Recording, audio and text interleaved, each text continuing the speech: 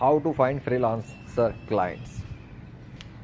Fibre पे जाओ, fiverr.com पर, वहाँ पे बहुत सारी सर्विसेज पोस्ट हो रही हैं और उन सर्विसेज के ज़रिए से क्लाइंट फ्रीलांसर्स को तलाश कर रहे हैं। ठीक है, एक दुकान की तरह सर्विसेज पोस्ट करते हैं फ्रीलांसर, वहाँ पे क्लाइंट्स फ्रीलांसर को तलाश करते हैं। दूसरा तरीका ये है कि आप गूगल पे जाओ, लिखो हाउ टू, लिखो looking for freelance web developer, looking for freelance designer, looking for freelance writer, ये लिखो तो आपको ऐसी पोस्टें मिलेंगी जहाँ पे दूसरों ने ये पोस्टें की हैं कि उनको ज़रूरत है।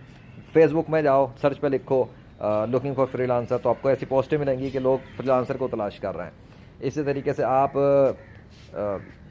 यूट्यूब पे जाओ तो आपको बहुत सारे चैनल्स मिलेंगे जो बिज़नेस के लोग चला रहे हैं। इंस्टाग्राम पे जाओ, बहुत सारी प्रोफाइल वाले मिलेंगी जो बिज़नेस के लोगों की है, कोचेज़ की, कंसल्टेंट्स की वगैरह की।